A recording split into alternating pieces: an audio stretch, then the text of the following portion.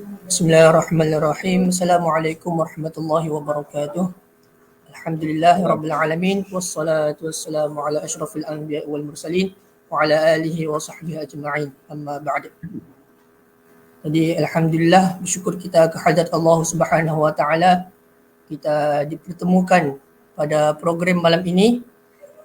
Terima kasih kepada Badan Dakwah dan Rohani SMK Agama Kota Kinabalu Badar yang telah menganjurkan program Isra Mi'raj ni, dan terima kasih juga kepada Al-Fadhil Ustaz Dr. Sarip Adul kerana atas kesudian untuk bersama pada kita pada malam ini untuk memberi perkongsian berkenaan Isra Mi'raj.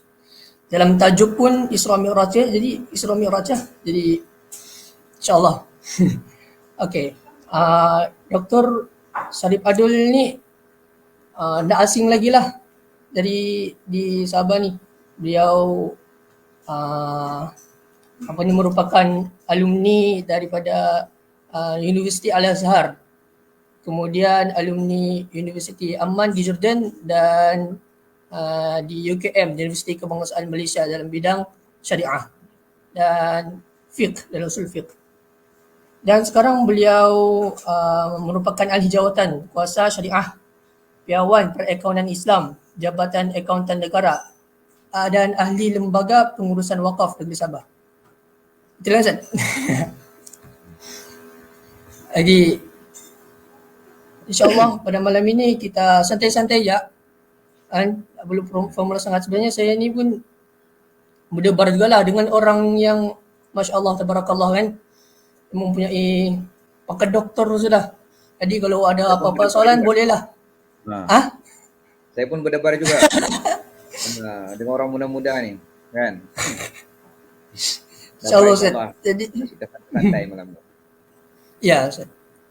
Jadi kalau ada soalan ke apa-apa bolehlah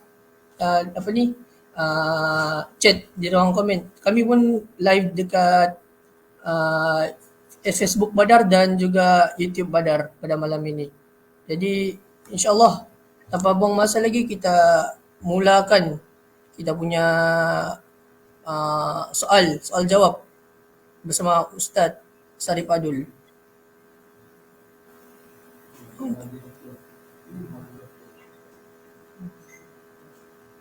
Jadi insyaAllah Ustaz, buat pengenalan ni,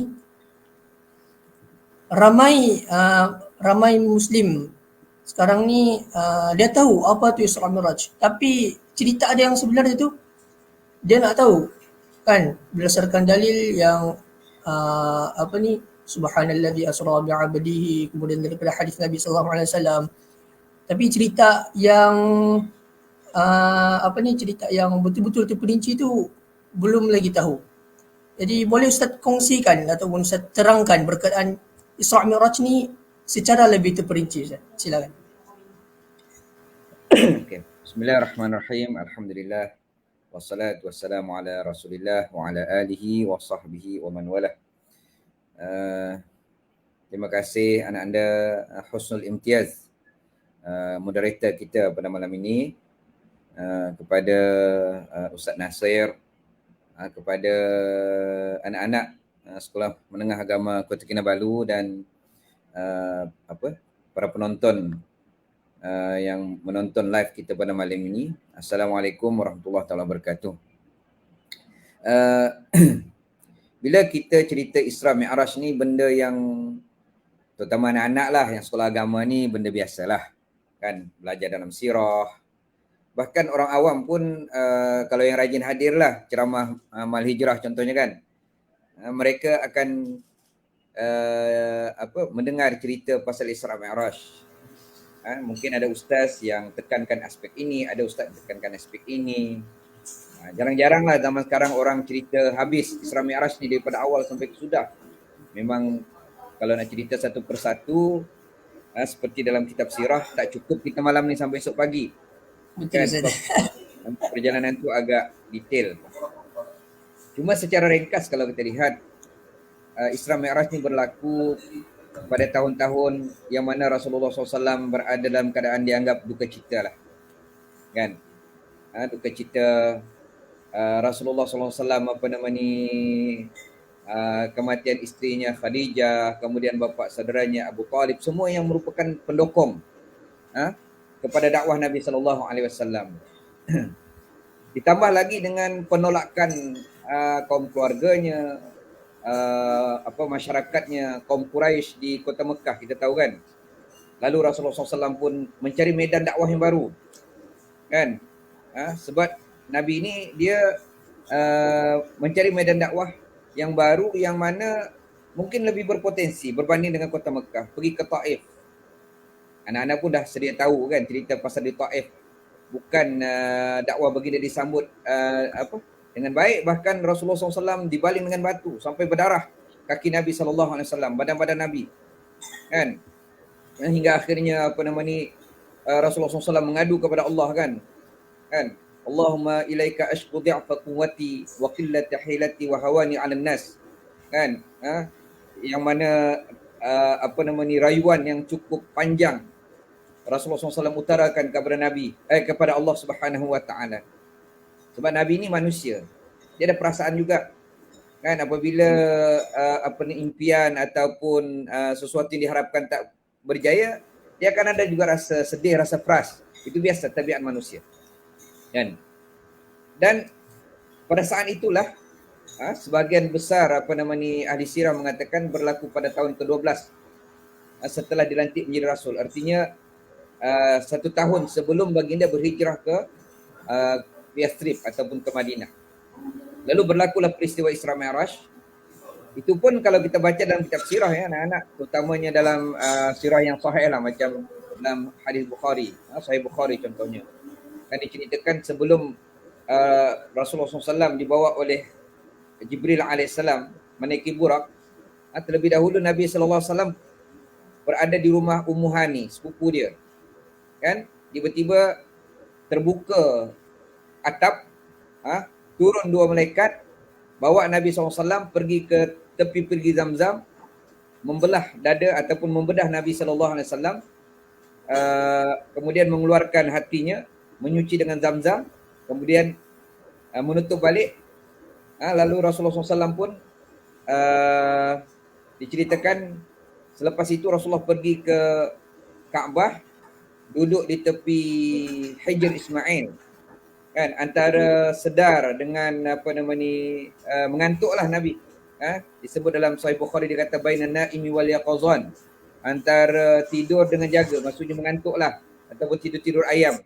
Bukan macam anak-anak kan, kalau tidur mana ayam, kan? Tidur betul. Kejut subuh pun selagi tak disiram dengan sabaldi, kalau segayung pun dah bangun, sebaldi baru terbangun. Itu subuh apa dipanggil itu? Subuh gajah, kan? Gajah saja yang suka air banyak-banyak. Lalu kata Nabi SAW, tiba-tiba datang Jibril dalam keadaan yang berbeza. Jibril datang biasa dalam keadaan kadang-kadang sebagai bentuk asalnya sebagai malaikat yang bersayap, kadang-kadang dalam bentuk seorang lelaki. Tapi kali ini Jibril tidak datang bersendirian, dia datang dengan seekor binatang. Itu yang kita panggil burak lah. Yang mana burak ini disebut oleh Nabi dalam Sahih Bukhari, dia kata dabatul abyad, binatang yang keputihan, fauqal himar dunal bagal. Yang mana besar dia besar sikit daripada keldai, kecil sikit daripada bagal. Macam kuda lah, lebih kurang saiz dia, kan? Yada'u hafirahu 'inda muntaha tarafih. Tapi kelajuan dia ada sayap yang mana dia pandang situ dah sampai sayap dia dah. Lajulah. Sebab itu dipanggil burak, kilat, kan? Masuk burak kilat. Hinggalah Rasulullah SAW sampai di Masjidil Aqsa, kan? Ini kalau kita baca sirah ada lagi lah, singgah di Yathrib, singgah di Tursina, kan? Bukit Sinai, tempat Nabi Musa AS menerima wahyu daripada Allah Subhanahu Wa Taala. Banyak berapa tempat lagi lah Rasulullah SAW singgah, kan? Dan sampai di sana di Masjidil Aqsa, Rasulullah masuk ke dalam Masjidil Aqsa, salat menjadi imam kepada para nabi. Keluar daripada itu, lalu urrijabi, kan? Diangkat aku. Dia tak naik burak lah, kan? Urrijabi, burak ditinggalkan di Masjidil Aqsa. Kemudian diangkat aku bersama Jibril alaihissalam ila sama'i dunia, ke langit yang pertama. Kan? Di sana berjumpa Nabi Adam, langit yang kedua, seterusnya langit yang berikutnya, langit yang keenam jumpa Nabi Musa alaihissalam, kan? Langit yang ketujuh jumpa Nabi Ibrahim alaihissalam, hinggalah sampai kepada Sidratul Muntaha, Baitul Ma'mur, untuk menerima kefarduan solat yang asalnya 50 tapi akhirnya menjadi 5 waktu. Ini secara ringkas. Yang mana dalam ketika naik pun Rasulullah tengok Allah perlihatkan sebelah kanan penduduk syurga, sebelah kiri penduduk neraka. Bagi waktu turun juga nampak orang yang akibat orang-orang yang makan riba dan sebagainya. Ini yang detail lah. Sebab tu kalau nak cerita detail anak-anak tak selesai kita 1 jam kita punya program malam ni, kan. Ini sedikit sebanyak ringkasan daripada peristiwa Isra' Mi'raj Rasulullah SAW yang biasa kita baca dalam kitab sirah, biasa diceritakan oleh ustaz-ustaz kita. Tapi kalau ini pun, yang simple ini pun tak pernah dengar, ada masalah bukan pada cerita tu, pada kita. Artinya kita ni tak prihatin tentang kehidupan Nabi SAW. Kalau kalau yang peminat bola sepak, kalau sebut Messi saja tahu lahir di mana, makan apa, kan? Dia tahu semua tu. Ronaldo dia tahu. Padahal tak ada dalam Al-Quran pun sebut pasal Messi, pasal Ronaldo. Padahal tentang Rasulullah, Allah perintahkan, wajibkan kita ikut Nabi, kan? Qul in kuntum tuhibbunallaha fattabi'uni, kata Allah. Wahai Muhammad, katakan kepada umatmu, kepada manusia, kalau kamu cinta Allah, ikut aku. Kan? Ikut Nabi Muhammad merupakan tanda cinta kepada Allah, tanda beriman kepada Allah. Kalau tak ikut Nabi, artinya tak beriman dengan Allah Subhanahu Wa Taala. Tiba-tiba bila orang tanya Isra Mi'raj, entah ya, macam pernah dengar. Kena sebenarnya bulan Rajab tahun ini kena muhasabah diri sendirilah. Dan kalau memang cerita yang saya ceritakan tadi tu pun tak pernah dengar, maka eloklah beli kitab sirah, baca bersama dengan, kalau ada berkeluarga, dengan anak-anak. Kalau yang anak-anak di sekolah ni, baca dengan kawan-kawan. Itu mukadimah kita, insyaAllah. Saya serah balik kepada moderator.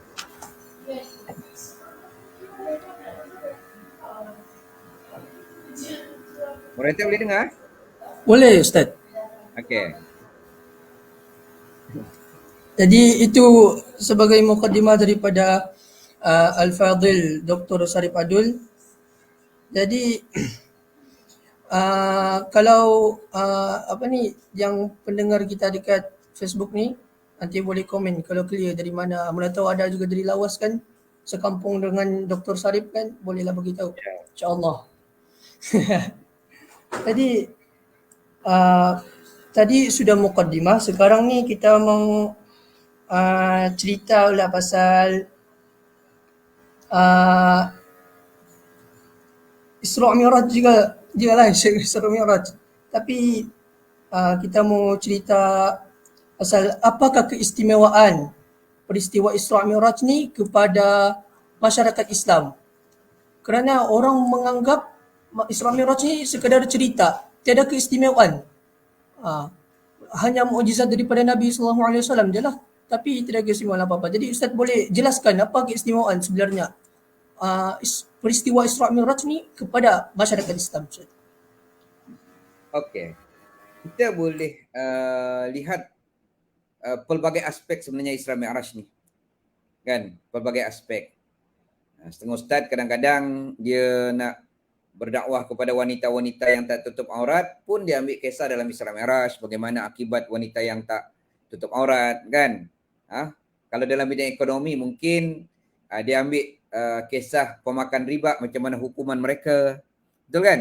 Dari sudut sosial contohnya kita boleh lihat bagaimana orang yang suka memfitnah orang lain, mengadu domba, akibatnya nanti di akhirat.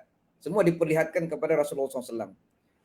Tapi kalau saya lah, kan, semua tu penting. Tetapi apa yang lebih penting, iaitu apa yang Allah Subhanahu wa taala sendiri nukilkan dalam Al-Quran.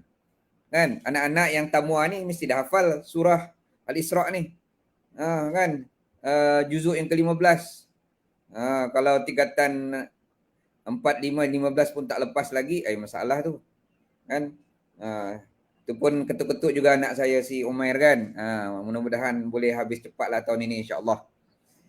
Yang mana dalam surah Al-Isra ayat pertama pun Allah sebut Allah rekodkan peristiwa Isra Mi'raj ni. Apa kata Allah?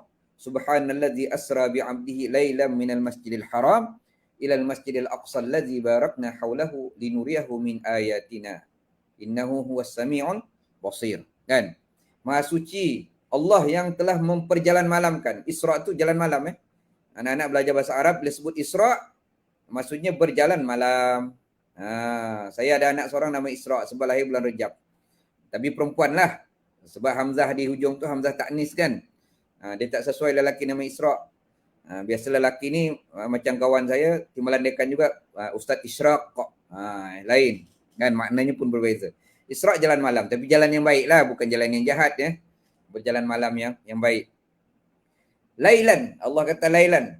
Memang kalau tak sebut lailan pun memang Isra tu jalan malam dah. Tapi Allah nak takkidkan bahawa perjalanan itu memang betul-betul waktu malam. Bukan sipi-sipi malam. Bukan nak habis malam. Betul-betul waktu malam.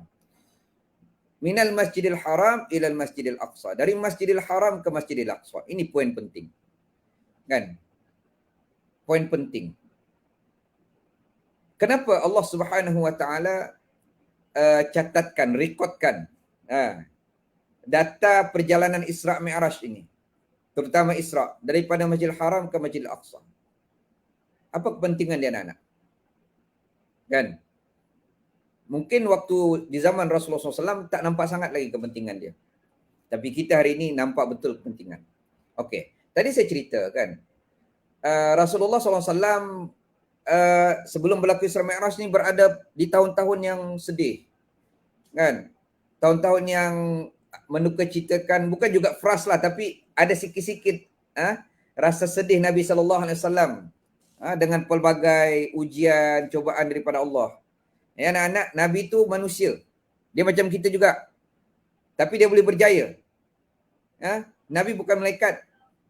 Kalau malaikat kita susah nak ikut. Malaikat tak ada fras. Malaikat tak makan, tak minum, tak kahwin. Kan? Malaikat tak main PUBG. Dia tak TikTok, tak ada. Kan? Dia tak payah forum macam ni lah, macam malam ni. Dia baik je.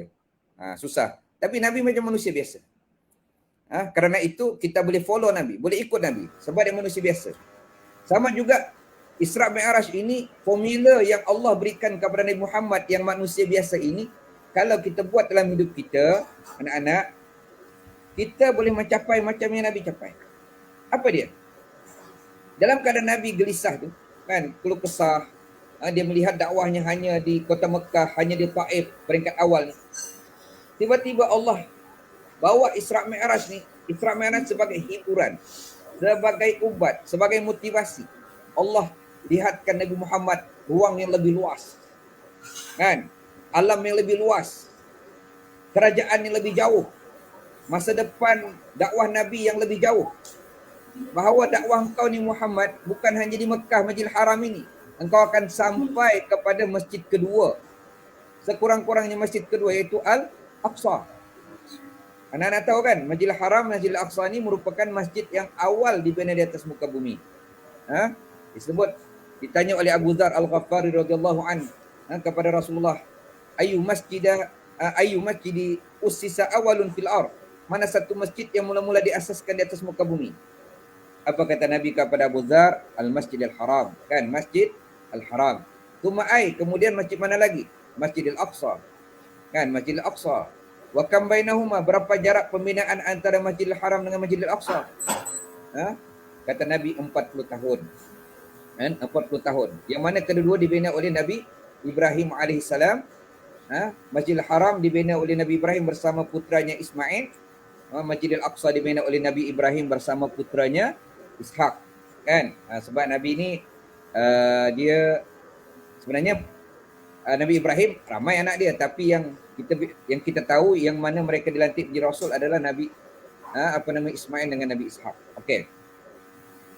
Jadi Rasulullah, Allah nak didik Nabi, engkau ni kena ada wawasan yang lebih jauh. Fikir yang lebih jauh. Kan? Impian yang lebih jauh. Dan dakwahmu akan sejauh itu. Sebab itu kata Nabi SAW, innallaha zawali ardan. Satu masa Allah tunjukkan kepada aku bumi ni keseluruhannya. Kan? Fara'aitu masyariqaha wa magharibaha. Aku lihat timur dia dan barat dia. Kan? Wa sayablughu milku ummati ma zawali minha. Kata Nabi, nantinya akan sampai kerajaan umatku pada jarak yang telah Allah tentukan, sukatkan untukku. Seolah macam tu. Iaitu antara timur dengan barat. Janji Allah kepada umat Muhammad. Jadi anak-anak dalam hidup kita, kita kena macam itu. Kita jangan hanya memandang kecil, benda kecil. Berfikir benda kecil-kecil. Kan? Impian yang kecil-kecil. Bila orang tanya, esok SPM nak jadi apa? Jadi cikgu. Saya tak kata salah. Ya, tak kata salah. Baik jawatan tu. Sangat-sangat baik. Saya pun guru juga. Tapi kalau sekarang orang tanya saya lah, kalau saya besar macam kamu, nak jadi apa? Nanti besar lepas SPM lah mesti. Kalau saya jawab apa? Paling kurang Perdana Menteri. Impian yang cukup baik, Ustaz. Sebab Perdana Menteri akan menentukan polisi negara, pendidikan dan sebagainya. Betul kan? Betul, Ustaz. Jadi impian tu kena besar. Ada setengah orang kadang boleh tanya, ni belajar ajar ni apa? Untuk dapat kerja, untuk senang, kan? Matlamat bagus, nak sarang mak bapak. Sila-sila hari bulan belum sempat dia habis universiti, mak bapak dia meninggal. Dah habis dah matlamat dia. Tak ada apa dah. Kan? Tak ada orang nak disara. Sebab itu anak-anak, kita ni kena cita-cita besar. Impian besar. Kalau Nabi, boleh saja Allah Subhanahu Wa Taala isra'kan Nabi Muhammad tu antara Mekah dengan Madinah saja, Yathrib. Betul kan? Sebab nanti Nabi ke Yathrib. Tapi kenapa daripada Mekah pergi ke Masjidil Aqsa? Yang Nabi memang tak pernah sampai pun. Yathrib Nabi dah pernah sampai. Sebelum jadi Rasul pun Nabi pernah sampai menziarahi makam bapaknya. Kan? Tapi tidak. Allah SWT lincongkan pergi Masjidil Aqsa. Kerana anak-anak, Masjidil Aqsa ni dia bumi hebat. Dia dianggap sebagai titik kuasa dunia.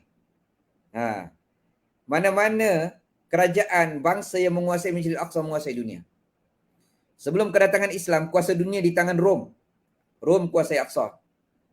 Ketika zaman Sayyidina Umar, Islam menguasai Aqsa. Islam menjadi tamadun besar dunia, berkembang hingga 1/3 dunia ni dikuasai oleh Islam. Yahudi apabila dia nak kembali menguasai dunia, kan, setelah mereka dihalau, mereka telah merancang untuk menguasai membina semula kerajaan Yahudi ni, kerajaan Israel ni 100 tahun. Macam-macam cadangan mereka. Ada yang kata buat di Rusia, ada yang kata di Afrika Selatan. Akhirnya mereka memilih apa? Bumi Palestin. Al-Quds, Masjidil Aqsa, kawasan itu. Kenapa? Jerusalem. Mereka Jerusalem sebab apa? Mereka tahu itu titik kuasa. Lalu Allah SWT bawa Nabi Muhammad pergi ke titik kuasa ni.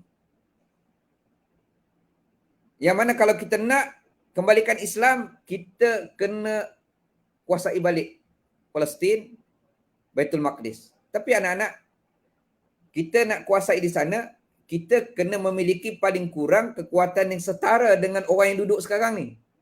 Kaum Yahudi yang ada di sana tu. Kaum Yahudi ni, walaupun bilangan mereka tak ramai banding umat Islam, tapi ekonomi dunia mereka kuasai. Politik dunia mereka kuasai. Ketenteraan dunia mereka kuasai. Media massa dunia mereka kuasai. Kan? PUBG yang kamu main tu sila-sila Yahudi punya. Kan? Restoran-restoran yang kamu suka sangat makan tu, Yahudi punya. Media massa yang kamu ni, Yahudi punya.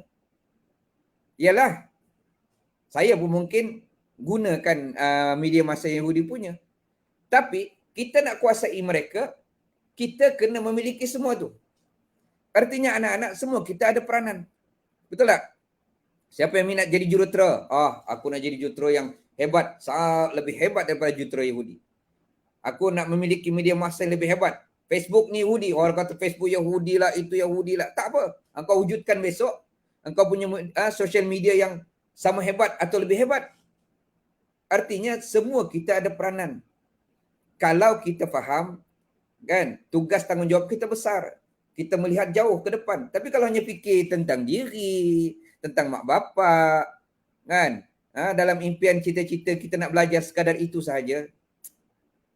Anak-anak semua kamu ni patut cita-cita memimpin bukan hanya Malaysia, dunia. Kan? Bukan apa, cuba okey. Logiknya macam ni. Saya duduk di Telipuk. Saya naik kereta tengok ada satu bar. Maksudnya 10% saja saya punya tinggal minyak kan.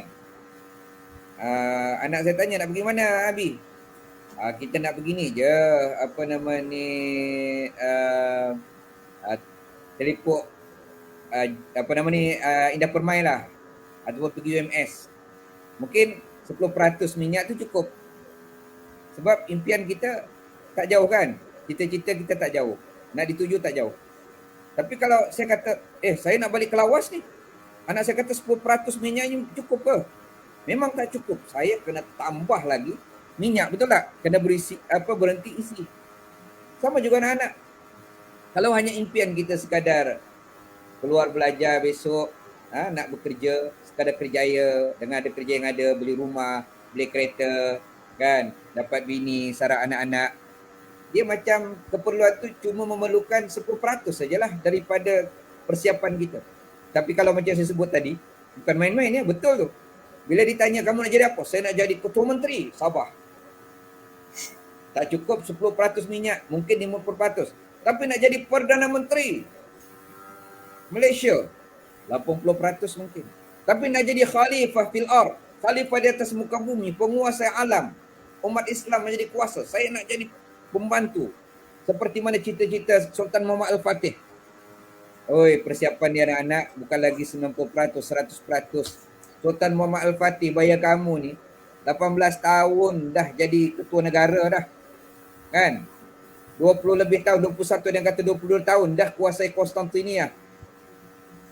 Bayangkan, lepas SPM dah jadi raja dah boleh memimpin negara dah. Ini lepas SPM duk main PUBG lagi. Ketua abang-abang kat buka universiti pun ni. Kami baru saja submit keputusan peperiksaan. Ada abang-abang kamu kan, daripada bulan Januari janji nak hantar assignment sampai ke sudah tak hantar-hantar. Saya ini baik, masih bagi peluang, tak hantar-hantar juga. Pergi mana dia? Pergi mana dia? Itu dah universiti tu. Kan? Malas dia, sekian dia. Sebab apa? Mungkin banyak main, malam berjaga, siang tidur, dia jadi kelawar dah. Jadi anak-anak, Isra' Mi'raj ini sebenarnya Allah nak ceritakan bahawa impian kita kena besar, kena jauh. Kalau nak jadi umat yang hebat. Wallahualam. Jadi terima kasih atas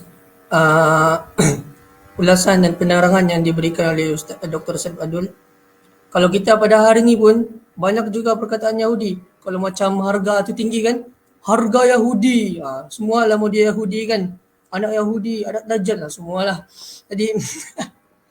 Jadi perkara tu kita patut cakna lagi lah, dan kita patut tinggikan impian kita.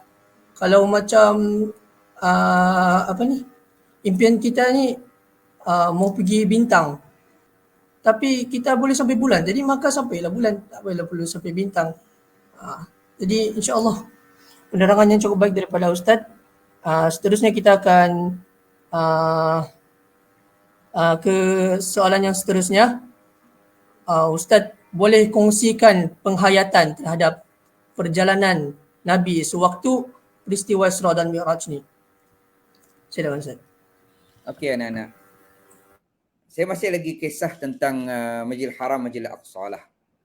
Kenapa Masjidil Aqsa? Macam sebut tadi, dia merupakan titik kekuatan. Bukan hanya umat Islam ya, mana-mana umat yang menguasai bumi Palestin ini, khususnya Jerusalem, mereka menguasai dunia. Walaupun saya tak jumpalah ayat yang khusus, tapi Allah menyebut ketika mana dalam surah Al-Isra ni apa dia kata, asra bi 'abdihi lailan minal masjidil haram ilal masjidil aqsa allazi barakna haulahu. Masjidil Aqsa yang kami berkati seluruh persekitaran dia. Kan? Maksudnya bumi yang diberkati Allah Subhanahu wa taala, bumi hebat. Dan kalau kita kembali kepada sirah Nabi, kepada hadis Nabi sallallahu alaihi wasallam, memang Rasulullah menceritakan nanti di akhir zaman bumi ini merupakan bumi yang sangat penting. Bumi akan menjadi medan perebutan, khususnya di antara Yahudi dengan umat Islam. Kan? Dan kata Nabi, tidak akan berlakunya kiamat kecuali setelah berlakunya perang besar antara umat Islam dengan Yahudi. La taqumus sa'atu hatta yuqatilul muslimuna al-yahud. Kan? Hatta yakhtabil yahud wara al-hajar was-syajar. Kan? Tidak akan berlaku kiamat kecuali setelah berlakunya perang besar antara umat Islam dengan orang Yahudi. Hingga waktu itu Yahudi kalah. Mereka akan tempiaran lari, bersembunyi, bertapuk di belakang batu dan di belakang pokok. Tapi waktu itu batu dan pokok pun tak mampu menyelamatkan mereka. Dengan izin Allah, wallahu alam lah macam mana bentuknya, Allah saja yang tahu. Hatta yaqul hajar wa syajar, kata Nabi, ini hadis sahih. Sehingga pokok dan batu pun akan berkata, ya muslim ya Abdullah wara'il yahud faqtulhu. Wahai orang Islam, wahai hamba Allah, di belakang aku ni Yahudi, bunuh ia. Illa gharqat. Kecuali pokok gharqat, kata Nabi. Satu-satunya pokok yang tak akan bercakap, dia diam saja. Yahudi bertapuk, dia diam saja. Sebab apa kata Nabi? Kerana dia merupakan pokok Yahudi. Anak-anak kalau kamu belajar di Jordan, sana senang nak pergi ke Palestin. Saya tak sampai juga ke Palestin walaupun saya belajar di Jordan ni hampir 4 tahun juga waktu master dulu. Tapi saya ni jenis bukan tak berapa suka, tak ada duit nak berjalan sangat. Kan? Sebab saya dah berkeluarga waktu tu, dah ada anak juga, jadi kewangan tak begitu mengizinkan. Tapi kawan-kawan saya yang daripada Palestin menceritakan memang Yahudi dia tanam. Dia percaya hadis ni. Walaupun dia tak beriman dengan Nabi, tapi dia percaya dengan cakap Nabi. Ini beza kita umat Islam ni. Kan, umat Islam ni mengaku beriman dengan Nabi, tapi cakap Nabi tak percaya. Kan, banyak yang Nabi suruh kita tak buat pun. Banyak yang Nabi larang kita buat pula. Macam contoh kan, bapak kita bila pergi bank nak buat pembiayaan rumah, kan, nak buat pembiayaan rumah, dia ambil yang ada riba. Ambil yang ada riba, ambil yang diharamkan. Padahal Nabi SAW laknat orang yang memakan riba. Dia tak percaya pula. Jadi ini masalah umat Islam. Yahudi yang tak beriman percaya kalau benda itu menguntungkan dia. Tapi kita yang menguntungkan kita pun, umat Islam ni pun tak mau percaya daripada apa yang disebut oleh Nabi SAW. Jadi anak-anak, kita kena sentiasa meletakkan kesedaran yang tinggi terhadap bumi Palestin ini. Kan? Bukan hanya kita memikirkan hal diri kita, hal adik-beradik kita, keluarga kita semata-mata. Minda tu, ini yang saya sebut tadi, minda pemimpin. Memang pemimpin dia berfikiran jauh. Dia melihat dalam kerangka yang luas. Kata orang putih apa dia? Big picture. Kan? Gambaran yang luas. Dia bukan hanya melihat benda kecil-kecil, remeh-remeh. Ini tidak kan. Kadang pasal isu kecil-kecil pun dah bergaduh. Orang itu tak add kita sebagai friend Facebook pun, Instagram pun bergaduh. Kan? Kau ni apalah, tak ada ukhuwah fillah. Padahal banyak lagi benda besar yang sepatutnya anak-anak kita fikirkan dalam usia macam kamu ni. Ni alhamdulillah ni Badar ni kan buat program macam ni. Ni jiwa-jiwa pemimpin kan ni. Kan? Kalau yang tak ada jiwa pemimpin duduk dalam Badar, tak ada apa-apalah yang dia buat. Kan? Sila-sila hari bulan dia buat pertandingan PUBG pula atas nama Badar. Itu bukan perang Badar tu. Kan? Tapi kami memang ada cadangan juga nak buat pertandingan mereka game Roblox. Journey to Mekah. Tengok pokok nanti ada sekolah-sekolah tengah cari-cari hadiah juga nanti boleh ni. Kan. Okey anak-anak. Jadi ini isu besar lah bumi Palestin yang kita kena sentiasa peka, sedar kan. Yang mana macam disebut tadi, bila kita sedar maka kita tahu bahawa kita memerlukan kapasiti, kemampuan yang juga besar. Betul kan? yang juga besar. Jauh perjalanan, banyak minyak yang akan digunakan. Kenderaannya juga besar. Artinya persiapan kita kena tak boleh main-main.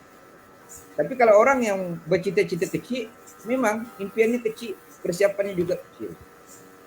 Sebab itu Rasulullah SAW, Allah buat Isra Mi'raj, yang akhir di penghujung perjalanan Nabi, Allah bekalkan dengan suatu kekuatan, iaitu solat. Solat ni dia bukan sekadar ubat, rawatan, tidak. Kan? Bila kita solat betul-betul, dia akan menjadi suatu kekuatan, power, energi. Kan? Artinya kalau kita solat, tak lahir energi, apa energi yang paling utama? Tanha anil fahsya'i wal munkar. Inna salata tanha anil fahsya'i wal munkar. Solat itu dia mampu halang. Dia jadi macam benteng, kubu, protection daripada fahsya' dan munkar. Daripada kejahatan dan kemungkaran. Akhirnya, yang meliputi diri kita kebaikan sahaja. Kan? Senjata kebaikan ada di tangan kita. Jadi solat ni kekuatan. Allah kurniakan kepada Nabi Muhammad directly. Kalau puasa, Allah hantar Jibril. Pergi kau jumpa Muhammad di bumi. Sampaikan firman Allah, kutiba alaikumus siyam kama kutiba alal ladzina min qablikum la'allakum tattaqun. Kan? Zakat. Sama juga. Jual beli sama juga. Solat, Allah jemput Nabi melalui Jibril AS ke langit yang ketujuh. Bertemu, terima solat.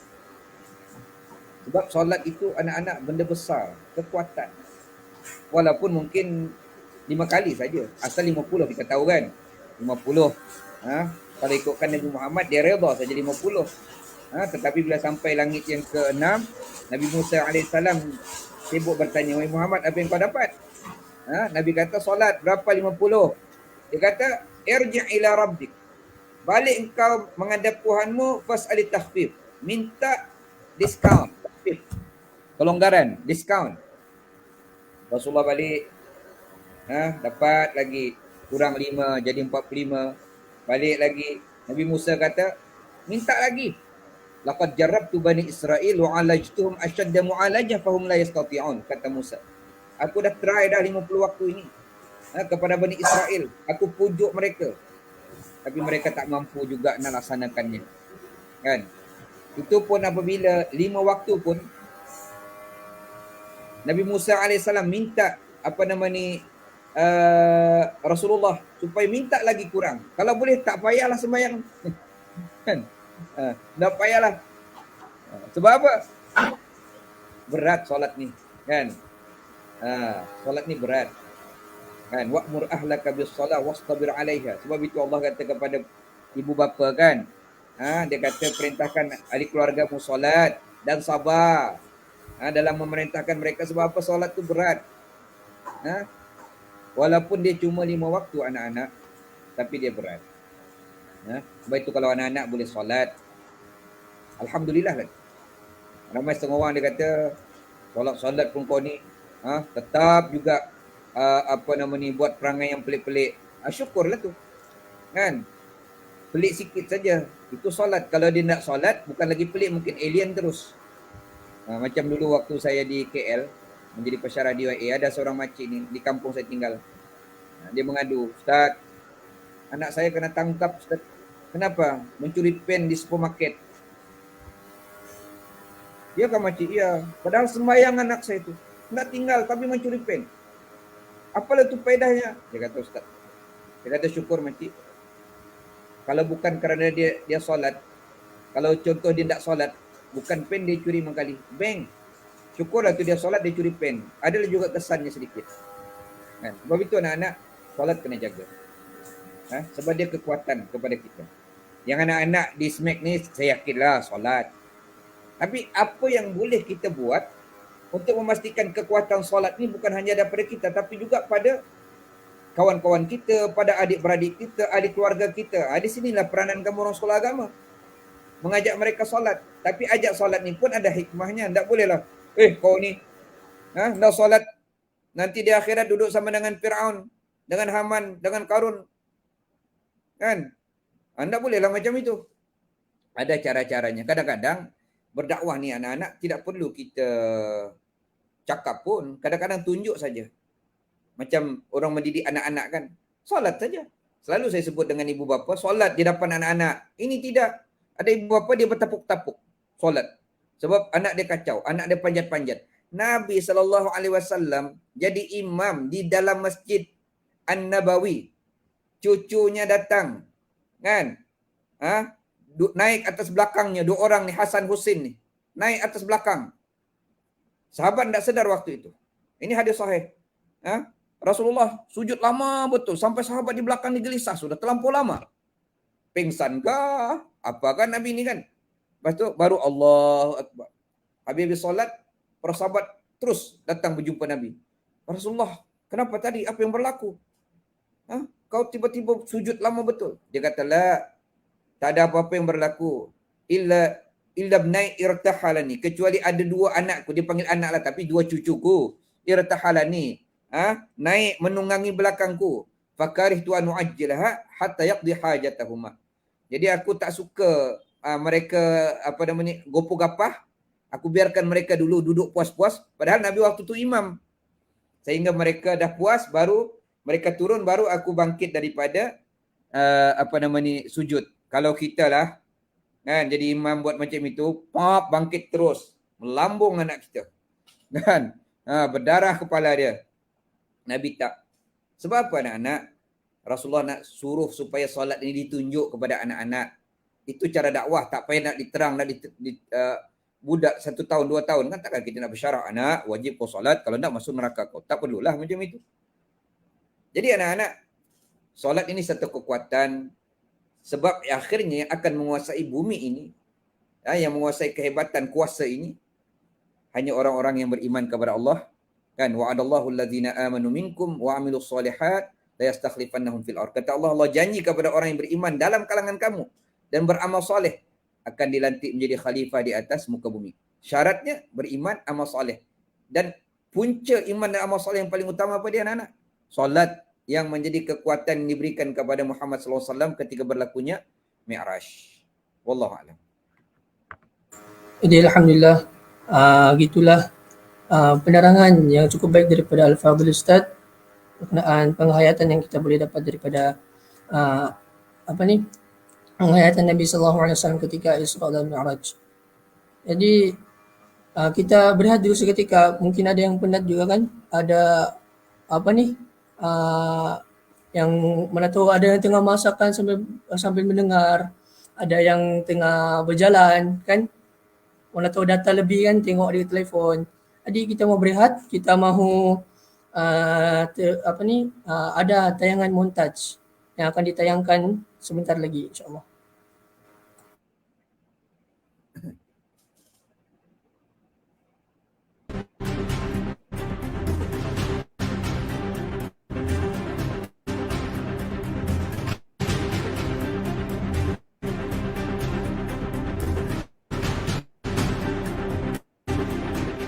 سبحان الذي أسرى بعبده ليلا من المسجد الحرام إلى المسجد الأقصى الذي باركنا حوله لنريه من آياتنا إنه هو السميع البصير.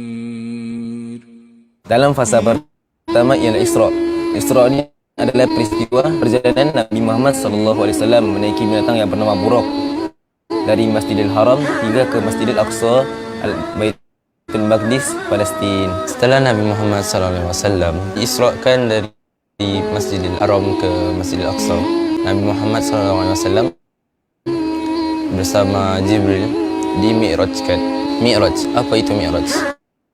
Mi'raj ini ialah perjalanan Nabi Muhammad SAW bersama Jibril alaihissalam ingin bertemu Allah Subhanahu Wa Taala di Sidratul Muntaha. Nabi Muhammad SAW bertemu dengan Allah Jalla Jalaluh. Lalu Allah pun mensyariatkan kepada Nabi Muhammad SAW untuk menunaikan salat sebanyak 50 kali dalam sehari.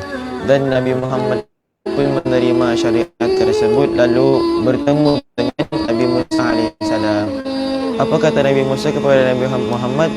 Wahai Muhammad, apakah yang telah diperintahkan ataupun apakah yang telah diwahyukan kepada kamu? Nabi Muhammad SAW menjawab, sesungguhnya aku telah diperintahkan untuk menunaikan solat sebanyak 50 kali dalam sehari.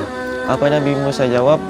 Wahai Muhammad, sesungguhnya aku telah melakukan perkara tersebut kepada orang sebelummu dan kepada Bani Israel semaksimum mungkin. Lalu Nabi Musa meminta kepada Nabi Muhammad agar bertemu kembali dengan Allah dan meminta kurang. Lalu apa Nabi Muhammad buat? Nabi Muhammad SAW pun kembali bertemu kepada Allah dan meminta kurang terhadap syariat salat tersebut. Lalu Allah mengurangkannya sebanyak 10. Dan perkara tersebut berulang kali, berulang sehinggalah Allah hanya memerintahkan kepada Nabi Muhammad SAW untuk solat hanya 5 kali dalam sehari. Hikmah yang kita dapat ambil daripada peristiwa Isra dan Mi'raj tersebut, yang pertama iaitu solat.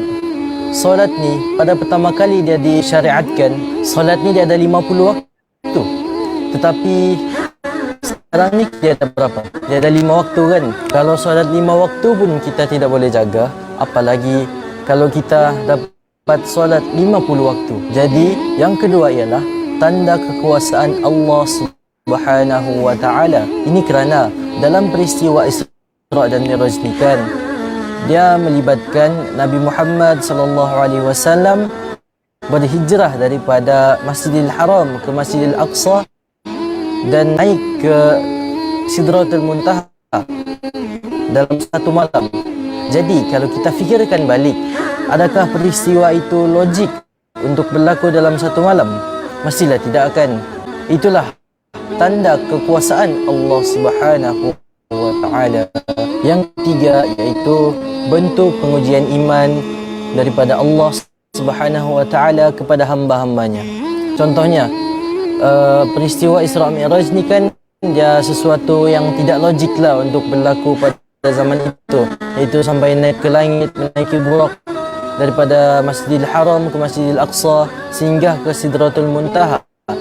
Tapi sebagai hamba Allah yang beriman kepada Allah Subhanahu wa taala, adakah kita percaya bahawa peristiwa Isra Mi'raj itu benar-benar berlaku? Adakah kita beriman dengan perkara gaib yang kita tidak nampak?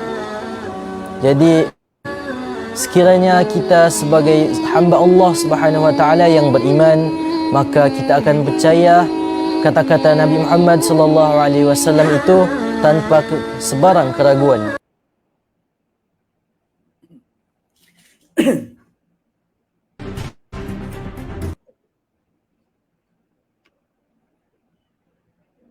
Alhamdulillah, selesai sudah montage kita tadi.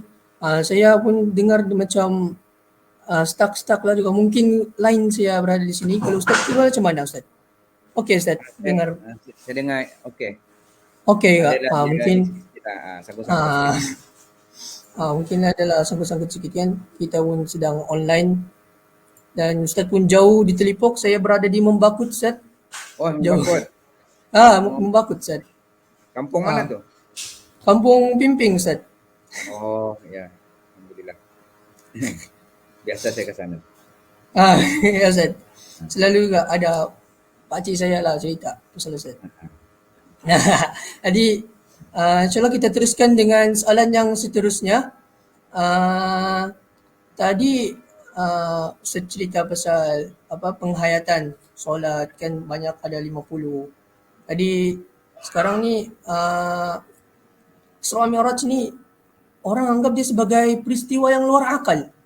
Sebab peristiwa tu dia dari Masjidil Haram pergi Masjidil Aqsa. Jadi tak boleh difikirlah perkenaan tu. Jadi ramai yang menafikan peristiwa Isra Mi'raj ni. Jadi persoalannya Ustaz, macam mana kita membuktikan bahawa peristiwa Isra Mi'raj ni benar-benar berlaku? Yalah kita tahu memang kekuasaan Allah Subhanahu wa taala. Tapi memang ada juga yang tidak mau percaya berkenaan ni Ustaz. Jadi Ustaz boleh jelaskan Ustaz? Terima kasih. Okey. memang kalau di zaman Rasulullah SAW benda pelik lah kan, benda pelik, benda tu berlaku. Tapi kalau zaman sekarang tak pelik dah. Setakat Masjidil Haram ke Masjidil Aqsa dalam tempoh 1 malam, naik saja pesawat yang fighter tu, yang kelajuannya hampir kelajuan bunyi tu, rasanya tak sampai sejam dah sampai dah.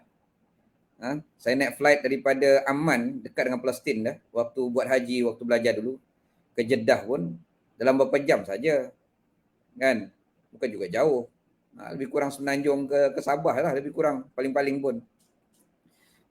Ini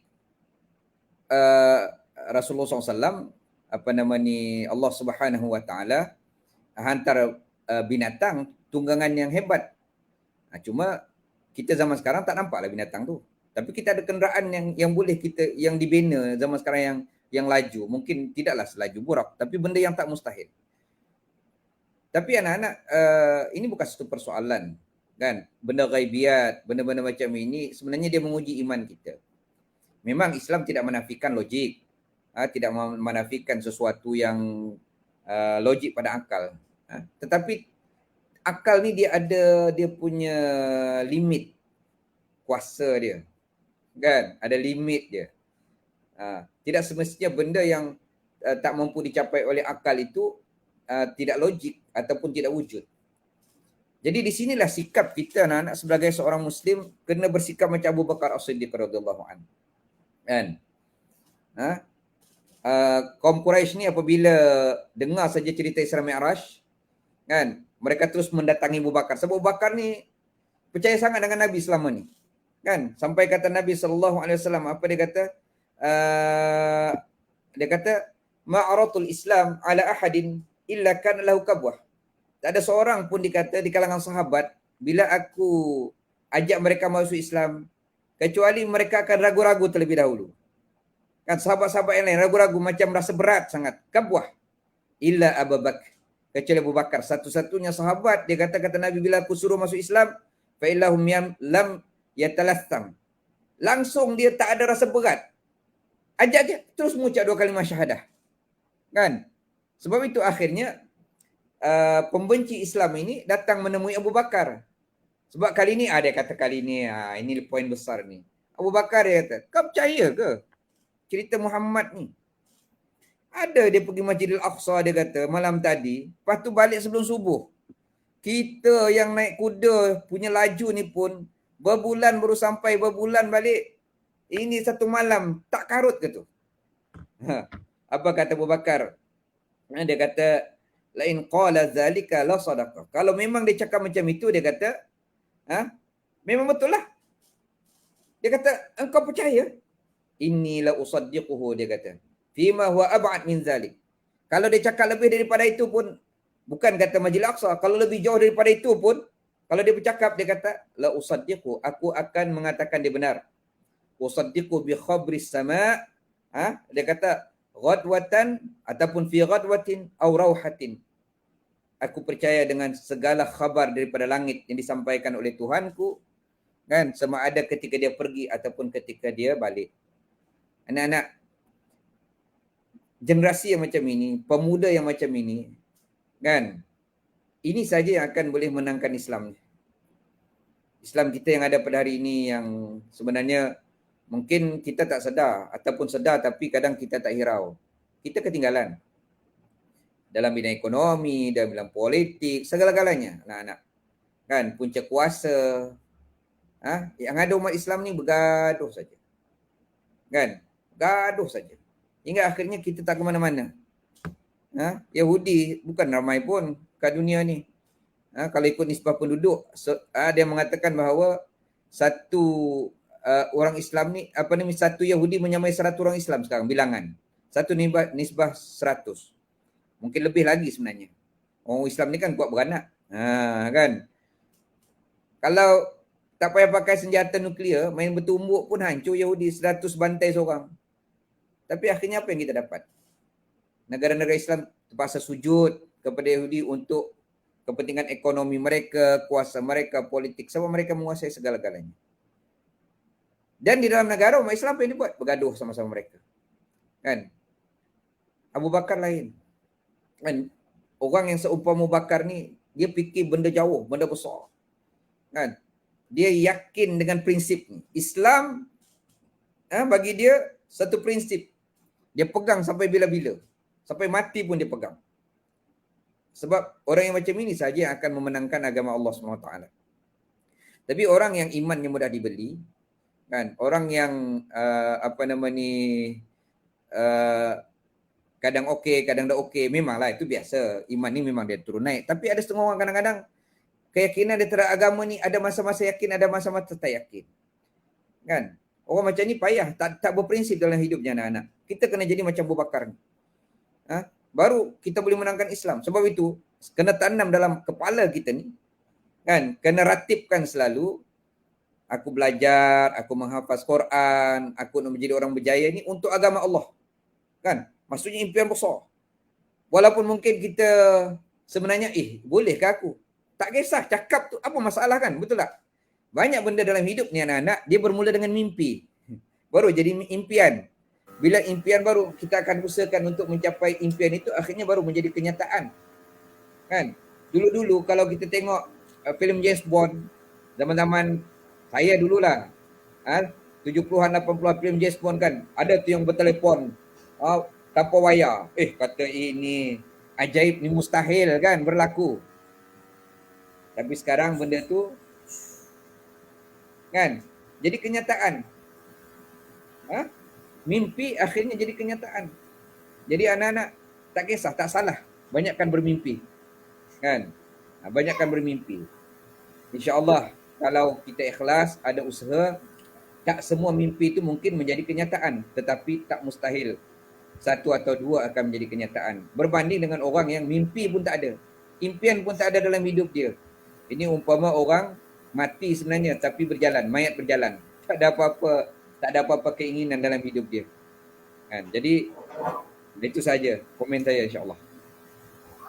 Jadi insya-Allah dia berkenaan dengan keimanan kita juga, macam Abu Bakar As-Siddiq.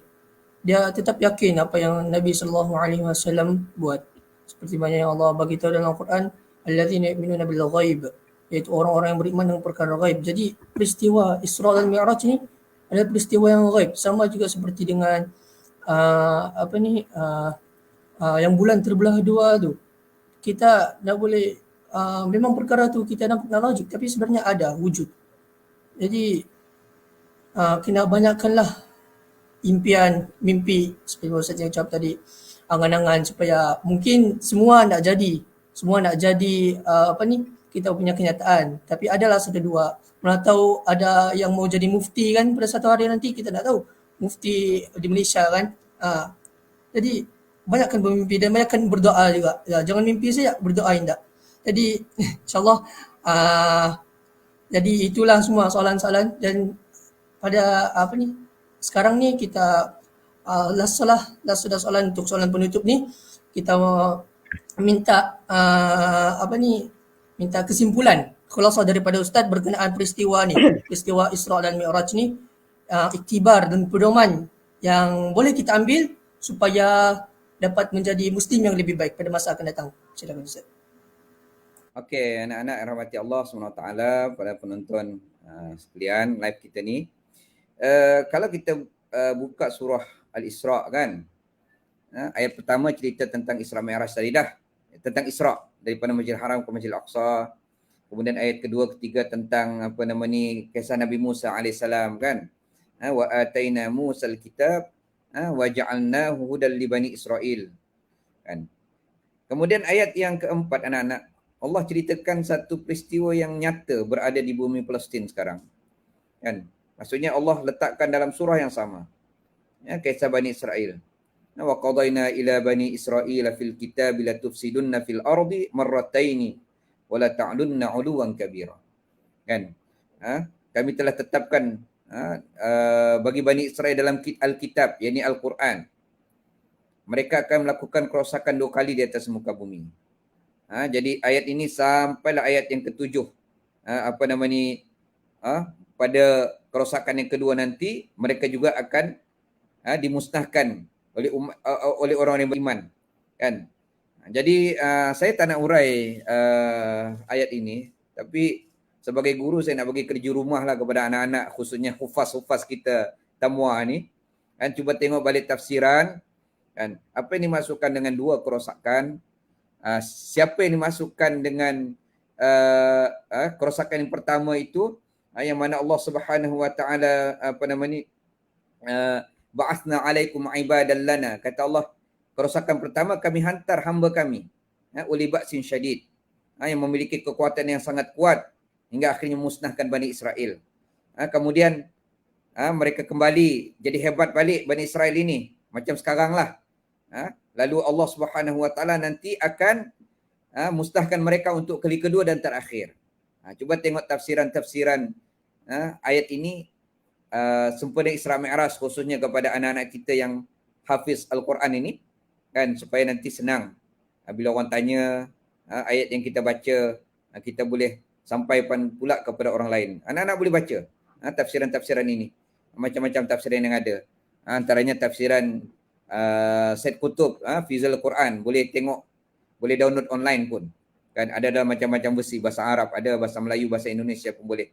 Macam mana Said Qutb menafsirkan maksud dua kerosakan ini dan hamba Allah yang Allah utuskan dua kali untuk memusnahkan Bani Israel. Mana tahu di sana mungkin kita antara orang yang akan terpilih untuk ketika berlakunya pertembungan itu nanti, kan, yang akhirnya kita tercatat sebagai panglima pahlawan dalam medan tersebut, seperti yang disebut di dalam Al-Quran. Jadi anak-anak, kita kena sentiasa peka melihat perkembangan semasa, kan, dan dalam masa yang sama melihat nasib umat ini, yang mana penentuan nasib mereka ni sebenarnya di tangan kita. Kamu ni anak-anak muda lah, kan. Saya ustaz-ustaz kamu mungkin dah makin beransur-ansur senja.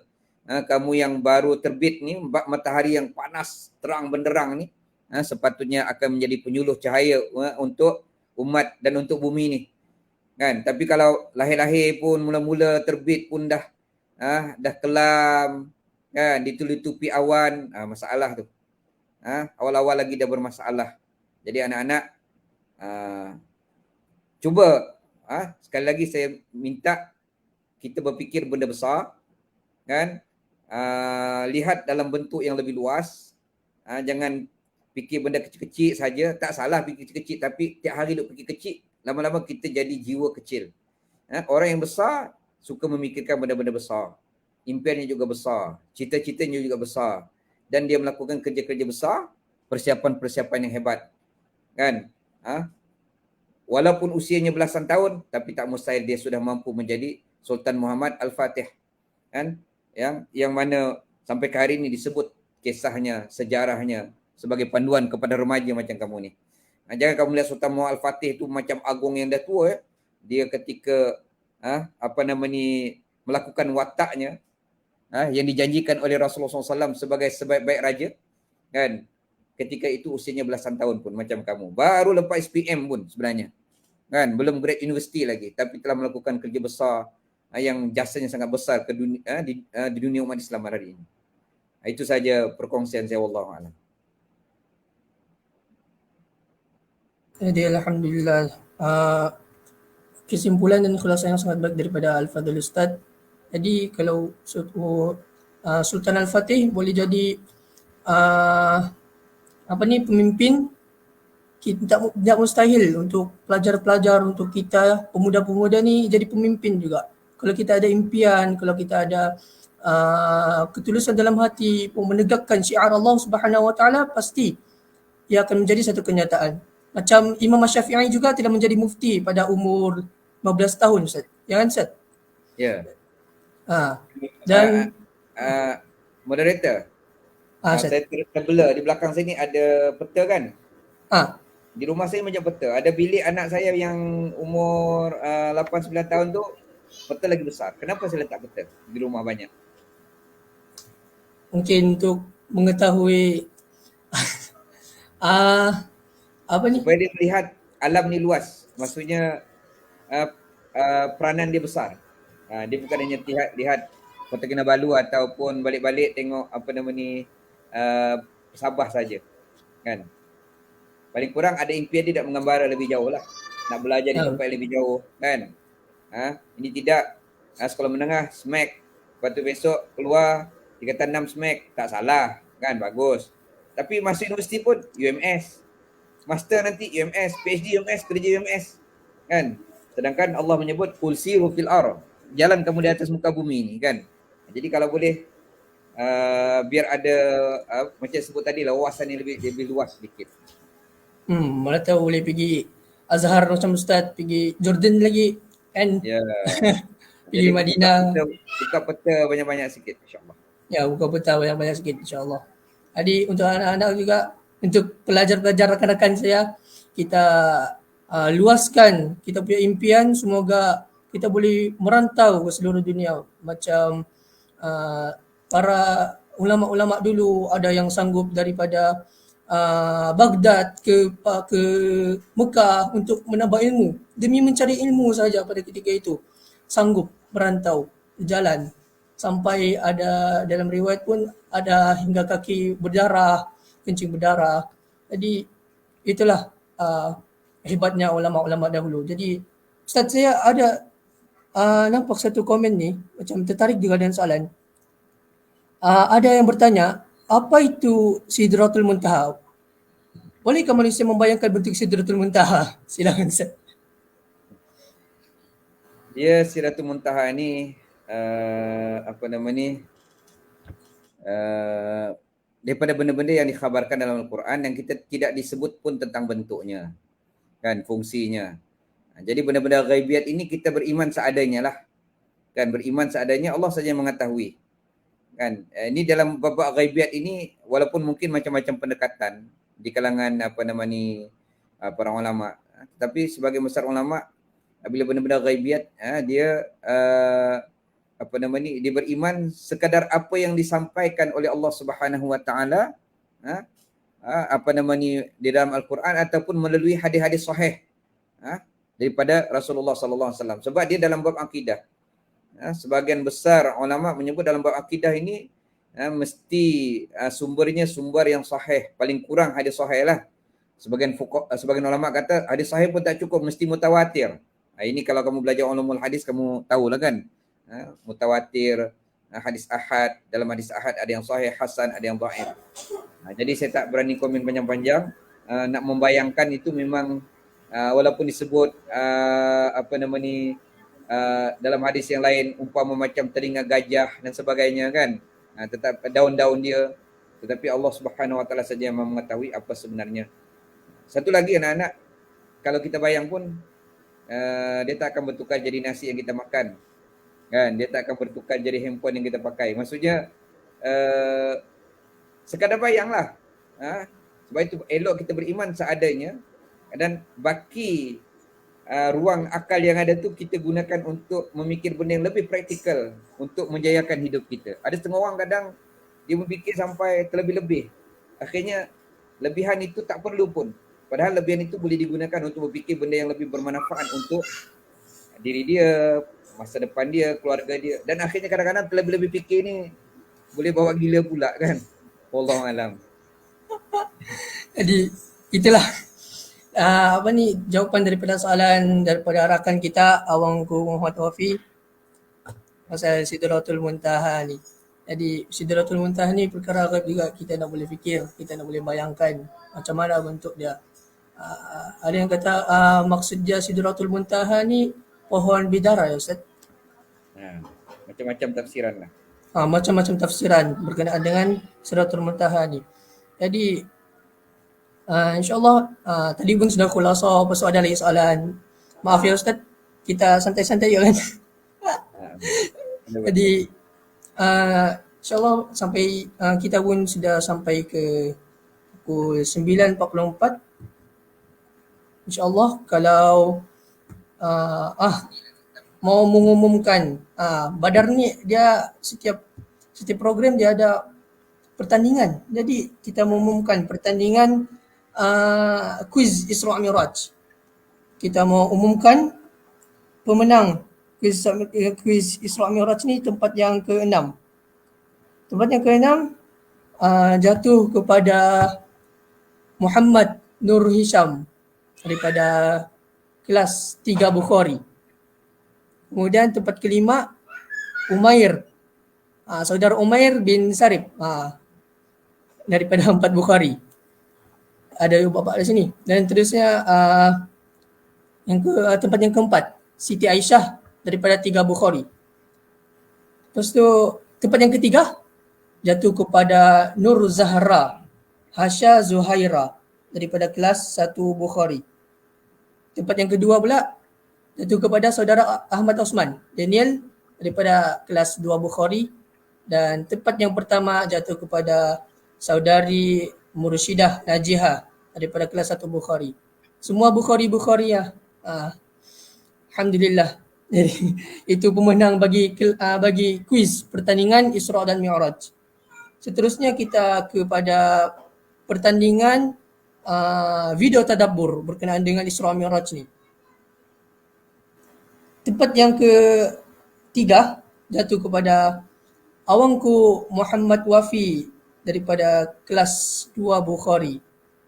Seterusnya tempat kedua jatuh kepada saudari Nur Ainul Hayat daripada kelas 3 Bukhari.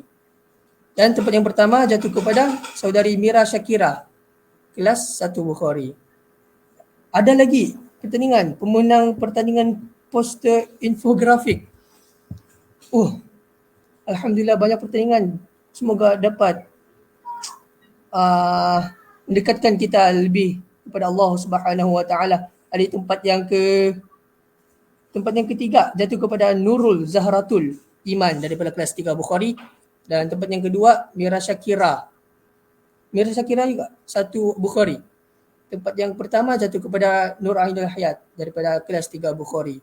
Jadi itulah nama-nama pemenang daripada pertandingan kuis tadi. Lepas tu video tadabbur, lepas tu poster lagi. Banyak yang Badar buat kan.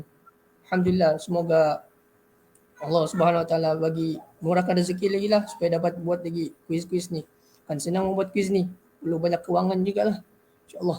Jadi itulah tadi boleh PM di mana? PM di IG lah mungkin. IG Badar. Siapa yang menang tadi tu? Ataupun nanti Badar akan PM. InsyaAllah ada juga pengambilan AJK Badar sesi 22 dan 23. Siapa yang berminat bolehlah isi. InsyaAllah saya dimaklumkan bahawa esok akan ada link Google Form untuk isi. Siapa yang mau jadi Badar kan. Dalam poster pun sifat kepimpinan dalam diri, mempunyai semangat menyebarkan dakwah. Jadi kalau kalian ada rasa mau menyebarkan lebih lagi berkenaan Al-Quran dan Sunnah kan, mempunyai sifat kepimpinan, bolehlah sertai AJK Badar bagi sesi tahun 2022 dan 2023. Jadi insya-Allah lah itu saja pada malam ini. Iklan juga, iklan berkenaan pemenang dan iklan berkenaan poster tadi.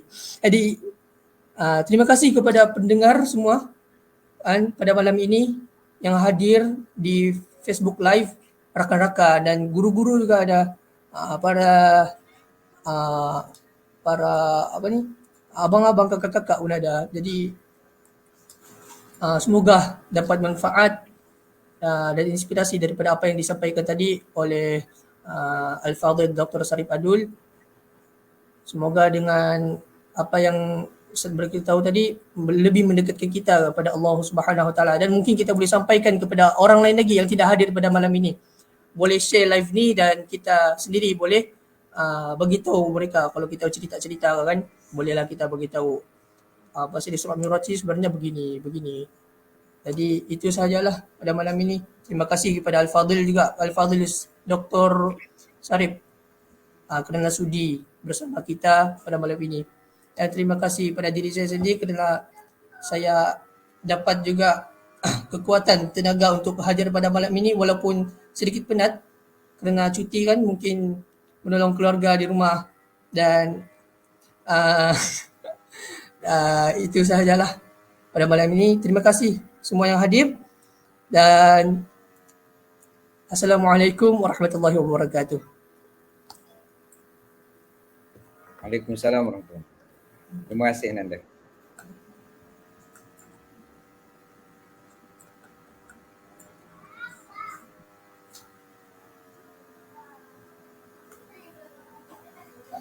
Okey, habis sudah.